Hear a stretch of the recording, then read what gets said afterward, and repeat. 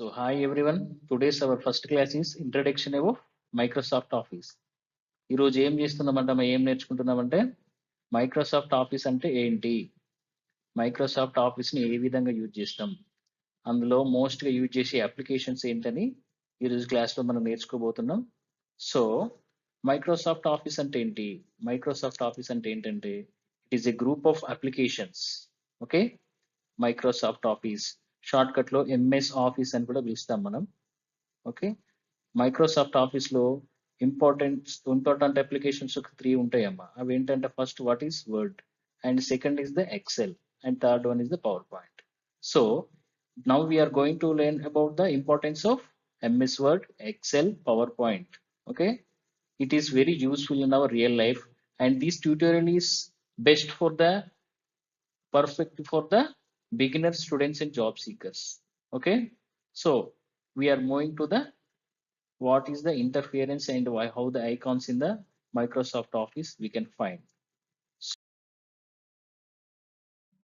So right, we are going to discuss about the Microsoft Office, and as we have discussed, there are three different type of applications which are most useful in the Microsoft Office. మనకు Microsoft Office లో 3 main applications ఉన్నాయమ్మా, useful applications.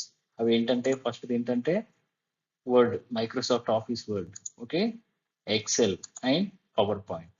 So first one ఈ icon ఏంటంటే, ఈ icon చూడండి, ఇది ఏమని identify చేయాలంటే Microsoft Office word.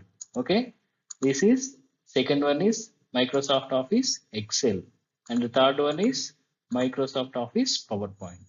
So the main importance of the word అంటే ఏంటి అసలు, మైక్రోసాఫ్ట్ ఆఫీస్ వర్డ్ అంటే ఏంటి, ఆ వర్డ్ అనేది ఏ విధంగా యూజ్ చేస్తాం, ఆ వర్డ్ అప్లికేషన్ అనేది ఎక్కడ యూజ్ చేస్తాం, మనం దేనికోసం యూజ్ చేస్తాం అని చెప్పి ఫస్ట్ తెలుసుకుందామా.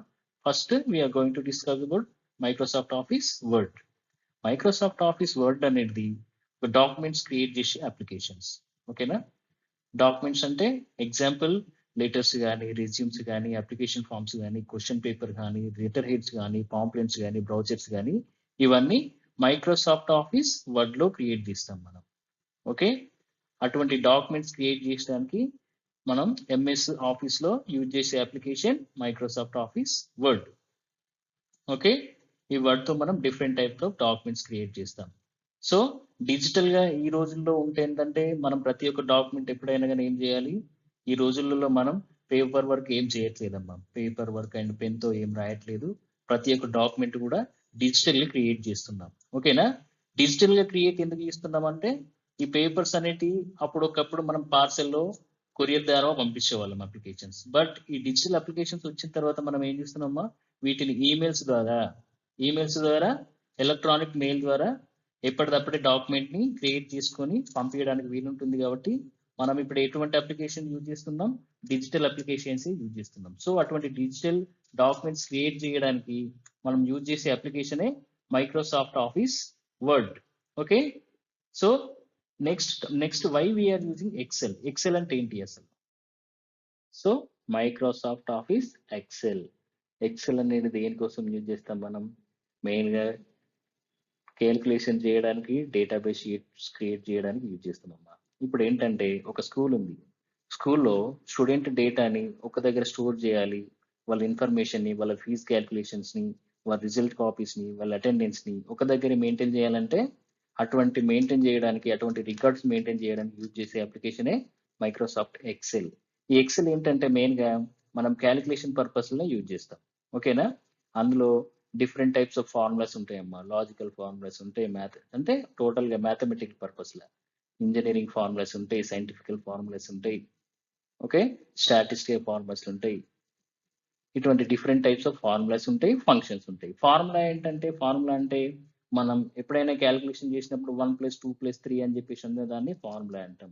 ఫంక్షన్ అంటే ఏంటంటే ఒక క్యాలిక్యులేషన్ చేయడానికి ఆల్రెడీ డిజైన్ చేసిన ఫార్ములాని మనం ఇక్కడ షార్ట్ కట్ లో ఈజ్వల్ టు అని చెప్పేసి ఒక నేమ్ తోటి తీసుకుంటామమ్మా. ఆ నేమ్ వచ్చిన దాన్ని ఏమంటే ఫంక్షన్ అంటాం.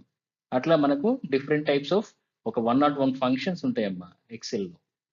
ఓకేనా, ఆ ఫంక్షన్స్ దేనికోసం యూజ్ చేస్తామంటే క్యాలిక్యులేషన్ పర్పస్ లో యూజ్ చేస్తాం. సో ఇటువంటి డేటాబేస్ షీట్స్ క్రియేట్ చేసుకోవడానికి, మనం డిజిటల్ గా రికార్డ్స్ మెయింటైన్ చేసుకోవడానికి మైక్రోసాఫ్ట్ ఎక్సెల్ ని యూజ్ చేస్తాం మనం.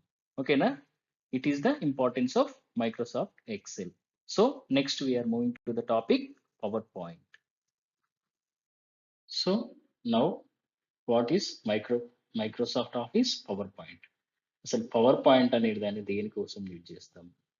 పవర్ పాయింట్ అనేది ప్రజెంటేషన్ ఇవ్వడానికి. ప్రజెంటేషన్ అంటే మనం ఏదైతే ప్రాజెక్ట్ వర్క్స్ కానీ లేదంటే ఏదైనా టాపిక్ మీరు డిస్కషన్ చేయడం కానీ చేసినప్పుడు అదేంటంటే మనం ఎక్స్ప్లెయిన్ చేసేటప్పుడు ఎదుటి వాళ్ళకి చెప్పేటప్పుడు ఒక ప్రజెంటేషన్ రూపంలో తెలుపుతాం కాబట్టి ఇటువంటి ప్రజెంటేషన్స్ ఇవ్వడానికి మైక్రోసాఫ్ట్ ఆఫీస్ పవర్ పాయింట్ ని యూజ్ చేస్తాం.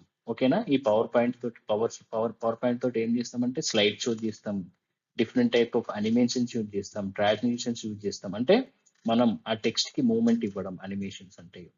ఓకేనా? ఇమేజెస్ తీసుకుంటే ఇమేజెస్ కి మూవ్మెంట్ ఇవ్వడం, ఇటువంటి మూవ్మెంట్స్ ఇస్తూ స్టెప్ బై స్టెప్ ఓకేనా పాయింట్ టు పాయింట్ ఎక్స్ప్లెయిన్ చేసుకోవడానికి సింపుల్ గా ఈజీగా ఉంటుంది కాబట్టి వాటిని డిజైన్ చేసుకోవడానికి వాటిని ప్రజెంటేషన్ గా చేసుకోవడానికి మనం ఏం చేస్తాం? Microsoft office power point use చేస్తాం. సో ఈ 3 మెయిన్ టాపిక్స్ ఏంటంటే మన స్కూల్ లైఫ్ లో కానీ, ఎంప్లాయ్మెంట్ లైఫ్ లో కానీ, బిజినెస్ లైఫ్ లో కానీ ఈ 3 అప్లికేషన్స్ అనేది చాలా ఇంపార్టెంట్ అమ్మా. So in the next class we're going to discuss about the main first topic is about the Microsoft Office Word. Word అనే అప్లికేషన్ ఉంది కదమ్మా, వర్డ్ అనే అప్లికేషన్ ని ఎందుకోసం యూజ్ చేస్తాం, ఎలా యూజ్ చేస్తాం, దానిలో ఎటువంటి టూల్స్ ఉంటాయి, ఆ టూల్స్ తోటి ఎలా ఉపయోగం ఉంటుంది, ఎలా యూజ్ చేయాలని విత్ షార్ట్ కట్ కీస్ తో పాటు క్లియర్ ఎక్స్ప్లెనేషన్ తో పాటు వర్డ్ క్లాస్ ని చెప్పడం జరుగుతుందమ్మా. So wait for the our next topic about the word class. Okay, thank you, bye.